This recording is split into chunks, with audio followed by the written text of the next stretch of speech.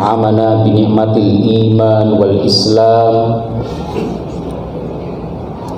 أشهد أن لا إله إلا الله وحده لا شريك له وأشهد أن محمدا عبده ورسوله اللهم صل وسلم وبارك على محمد وعلى آله وأصحابه أجمعين أما بعد فيا أيها الناس اتقوا الله حق تقاته ولا تموتن إلا وأنتم مسلمون. Hadirin jamaah Jumat yang dimuliakan Allah, pertama dan utama mari kita bersyukur kepada Allah dengan segala nikmat yang Allah berikan kepada kita.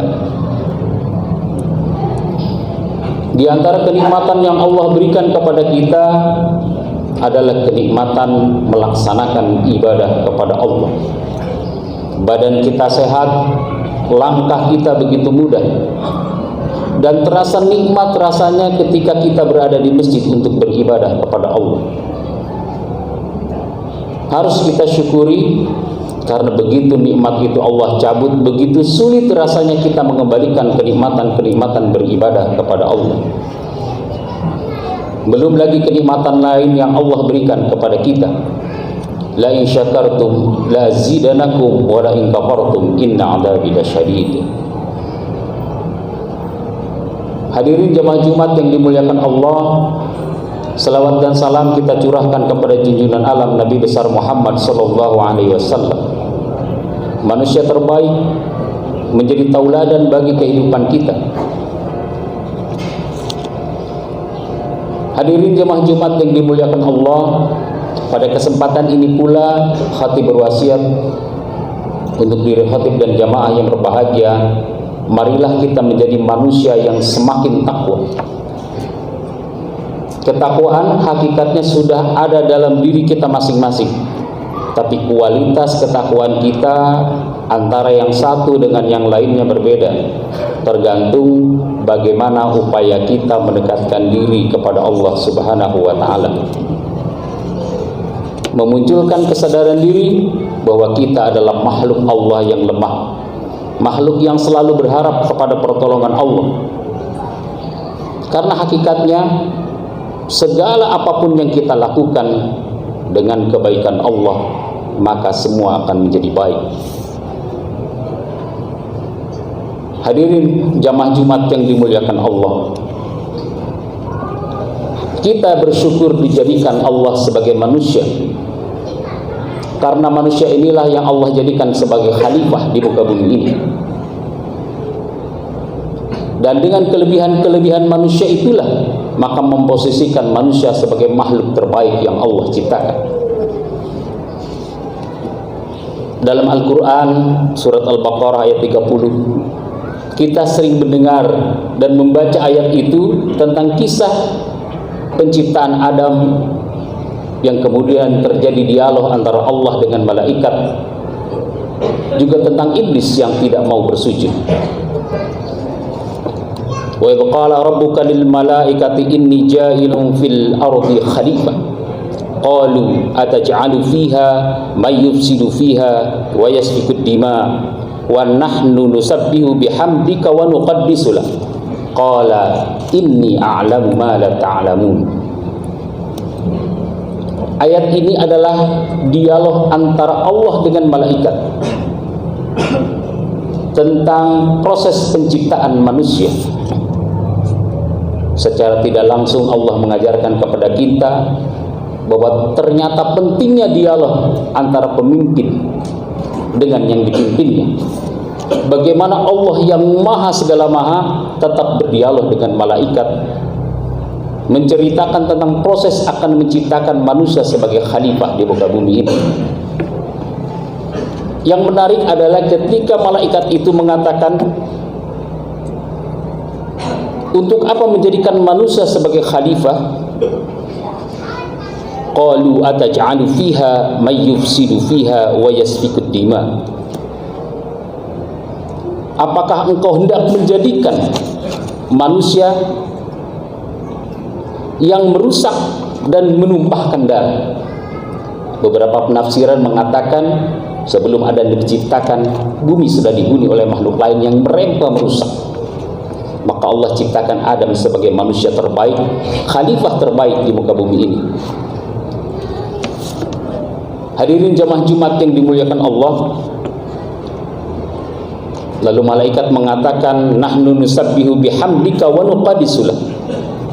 Padahal kami adalah yang selalu bertasbih, memujimu dan mensucikan namamu. Tapi dengan tegas Allah mengatakan, inni a'lamu ma la ta'lamun. Aku mengetahui apa yang tidak kamu ketahui.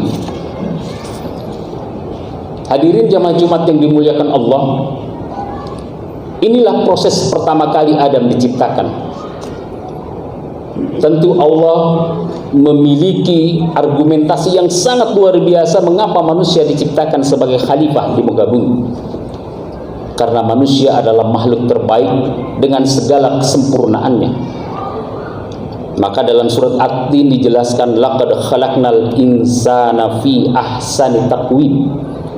Sesungguhnya manusia diciptakan dengan bentuk yang sebaik-baiknya. Pertama, baik fisiknya. Fisik manusia begitu sangat sempurna dengan panca inderanya, dengan kelengkapan anggota tubuhnya. Bahkan manusia yang Allah ciptakan dengan kesempurnaannya ini bisa melebihi batas makhluk-makhluk lainnya. Yang kedua adalah akalnya. Kita diberikan akal sehingga manusia diberikan kecerdasan untuk berpikir.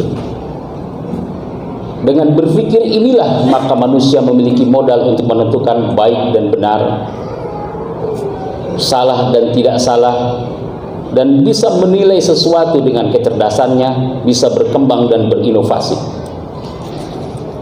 Yang ketiga, kelebihan lainnya adalah hati nurani. Memiliki hati, memiliki kerinduan, memiliki kasih sayang, juga termasuk kebencian di dalamnya. Itulah manusia, mengapa Allah ciptakan. Maka dengan kelebihan-kelebihan itulah layak bagi manusia untuk menjadi khalifah di muka bumi ini. Dan itulah makanya Allah memerintahkan kepada malaikat dan iblis untuk bersujud. Bersujud bukan dalam artian menyembah, tapi menghormati kelebihan yang Allah berikan kepada Adam sebagai khalifah. Maka dijelaskan dalam surat Al-Baqarah ayat 34, wa idh qulna lil malaikati isjudu li Adam fasajadu illa iblis aba wastakbar wa kana minal kafirin. Dan ingatlah ketika kami berkata, kata Allah kepada para malaikat, sujudlah kamu kepada Adam, maka mereka bersujud kecuali iblis, aba wastakbar, ia menolak dan menyombongkan diri. Ia termasuk golongan orang-orang kafir.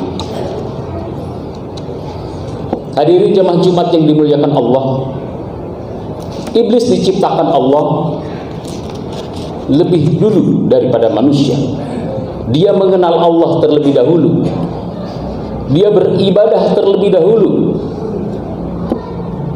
Bahkan para malaikat sangat kagum dengan ketaatan iblis yang bernama Azazil ini. Maka ketika dia tidak mau bersujud kepada Adam dan mengakui kelebihan Adam, Allah bertanya, qala ma mana'aka alla tasjuda idza amartuk? Qala anna khairum minhu khalaqtani min nar wa khalaqtahu min tin. Kata Allah, apa yang menghalangimu kamu tidak bersujud ketika aku menyuruhmu? Jadi sebenarnya di sini Allah memerintahkan kepada iblis. Iblis menjawab, anna khairum minhu, aku lebih baik daripada Adam. Wa khalaqtani min nar wa khalaqtahu min tin. Aku diciptakan dari api dan Adam diciptakan dari tanah. Hadirin jamaah Jumat yang dimuliakan Allah, inilah satu alasan pertama kenapa Allah menurunkan iblis ke bumi dan mengusirnya dari surga. Bukan karena dia tidak mengenal Allah, bukan dia karena tidak beribadah kepada Allah, Bukan dia begitu dekat dengan malaikat, tapi karena dia merasa dirinya lebih baik daripada Adam. Ana khairum minhu, aku lebih baik daripada dia, daripada Adam. Hadirin jamaah Jumat yang dimuliakan Allah, ketika kita merasa lebih baik dari siapapun, itulah awal mula sebuah kesombongan. Maka iblis karena tidak mengikuti perintah Allah dan merasa dirinya lebih baik, maka dia dimasukkan oleh Allah pada kelompok kesombongan. Hadirin jemaah Jumat yang dimuliakan Allah, maka kemudian dari awal inilah iblis terusir dari surga. Fakhruz innaka minas sagirin, keluarlah, sesungguhnya kamu termasuk makhluk yang hina. Hadirin jemaah Jumat yang dimuliakan Allah, ketika tiba-tiba dalam diri kita merasa diri lebih baik dari orang lain, bisa jadi kita sudah tertular dengan perilaku dan sifat iblis yang memang dia diusir Allah gara-gara itu.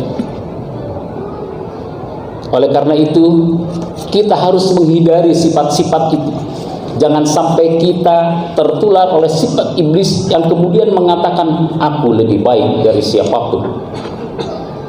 Hadirin jamaah Jumat yang dimuliakan Allah, ketika kita merasa lebih baik dari siapapun, maka bibit kesombongan itu harus kita redam. Ketika kita merasa lebih cerdas, ketika kita merasa lebih kaya, boleh kaya, merasa lebih kaya tidak boleh.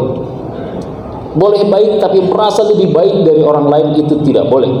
Menjadi makhluk Allah yang paling bertakwa itu sangat dianjurkan. Tapi ketika merasa lebih bertakwa dari orang lain, itu akan jatuh pada kesombongan.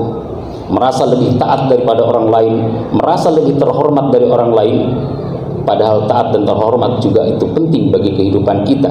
Tapi kita merasa dan kemudian merendahkan, maka disitulah titik kesombongan muncul dalam kehidupan kita. Hadirin jamaah Jumat yang dimuliakan Allah, ada 5 hal yang kadang-kadang membuat kita sombong. Pertama adalah kekayaan. Padahal kekayaan itu ketika Allah berikan penyakit, bisa jadi hilang hanya untuk mengobati penyakit itu. Qarun yang kaya raya, musnah kekayaannya karena kesombongannya. Yang kedua adalah ilmu. Ilmu kadang-kadang membuat kita sombong, padahal ilmu selalu berkembang. Bahkan bisa jadi saat ini kita bisa memahami sesuatu, pada saat berikutnya anak-anak kita jauh lebih cerdas daripada kita dengan pengetahuan-pengetahuan terbarunya. Yang ketiga yang kadang kita membuat sombong adalah keturunan. Keturunan orang ningrat berdarah biru. Padahal dengan kita berbuat baik, maka keturunan tetap akan menjadikan kita semakin terhormat. Yang keempat adalah ketampanan, kecantikan. Terkadang ini pun membuat kita sombong. Tapi bertambahnya usia, kulit kita tidak menjadi kencang, gigi kita sudah menjadi longgar. Usia semakin bertambah, ketampanan akan hilang dan kemudian pupus ketika menghadapi kematian. Yang kelima adalah kekuasaan dan jabatan. Kadang-kadang kekuasaan menjadikan kita sombong. Maka orang-orang yang sombong dengan kekuasaannya, ketika pensiun dia akan bingung karena tidak ada orang yang menghargai dan menghormatinya. Maka posisikan diri bahwa kita harus tetap dengan Allah, dekat dengan Allah, rendah hati, sayang, saling menghargai dan tidak merendahkan orang-orang di sekeliling kita. Hadirin jamaah Jumat yang dimuliakan Allah, maka dalam surat Luqman ayat 18 Allah memberikan satu nasihat yang sangat penting bagi kita. Wala tusair khaddaka linnas wala tamshi fil ardi maraha. Dan janganlah kamu memalingkan mukamu dari manusia karena sombong, dan janganlah berjalan di muka bumi dengan angkuh. Kemudian dilanjutkan lagi, innallaha la yuhibbu kulla mukhtalin fakhur. Sesungguhnya Allah tidak menyukai orang-orang yang sombong dan membangga-banggakan diri. Hadirin jamaah Jumat yang dimuliakan Allah, mudah-mudahan kita termasuk hamba-hamba Allah yang selalu Allah berikan kesadaran bahwa kelebihan yang kita miliki itu adalah karena kebaikan Allah terhadap kita. Tidak ada manusia yang sempurna. Di balik kelebihannya ada kekurangannya. Di balik kekurangannya ada kelebihannya. Tidak pernah ada satu manusia pun di dunia ini yang memiliki kesempurnaan yang sangat luar biasa sehingga tidak memiliki kelemahan. Bahkan Rasulullah SAW yang mulia, yang begitu sempurna, tetap meminta kepada sahabat-sahabatnya untuk melakukan, memberikan, berdiskusi tentang apa yang dilakukan. Karena itulah Rasulullah juga membutuhkan sahabat-sahabatnya untuk bertukar pikiran. Mungkin Rasulullah memahami, tapi terkadang dia menyembunyikan untuk membahagiakan sahabat-sahabatnya, berbagi informasi dan pengetahuan. Hadirin jemaah Jumat yang dimuliakan Allah, dalam sebuah hadis dijelaskan, la yadkhulul jannah man kana fi qalbihi mithqalu dzarratin minal kibr. Tidak akan masuk surga siapa yang di dalam hatinya terdapat kesombongan sekecil apapun. Hadirin jemaah Jumat yang dimuliakan Allah, untuk itulah perlu kita berintrospeksi diri pada diri kita masing-masing. Memahami bahwa kehidupan dengan kelebihan yang Allah berikan bukan untuk dijadikan kesombongan, tapi kelebihan yang Allah berikan terhadap kita justru harus menjadi bermanfaat bagi orang-orang di sekitar kita. Khairun nas anfa'uhum linnas. Sebaik-baiknya manusia adalah yang bermanfaat bagi manusia yang lainnya. Jabatan kita manfaatkan untuk kebaikan orang lain. Harta yang kita miliki untuk kebaikan orang lain. Apapun yang kita miliki, ilmu yang kita miliki, kita juga ajarkan untuk kepada orang lain. Mudah-mudahan khutbah yang singkat ini memberikan satu gambaran dan pencerahan kepada kita. Mulai detik ini jadilah kita menjadi hamba yang tidak tertular dengan perilaku iblis, yang mengenal Allah terlebih dahulu, diciptakan terlebih dahulu, tapi karena kesombongannya dia kemudian tergelincir pada kenistaan dan keburukan, bahkan dijadikan sebagai makhluk golongan orang-orang kafir yang kekal di neraka jahanam. Barakallahu li wa lakum fil Qur'anil azim wa nafa'ani wa iyyakum bima fihi minal ayati wa dzikril hakim wa taqabbal minni wa minkum tilawatahu innahu huwal ghafurur rahim. Allahumma shalli ala sayyidina Muhammad wa ala ali sayyidina Muhammad.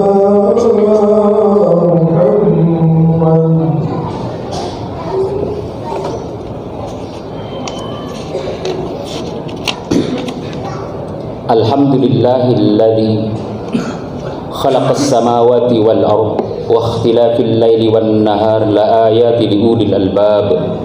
Asyhadu an la ilaha illallah wahdahu la syarika lah wa asyhadu anna Muhammadan abduhu wa rasuluh.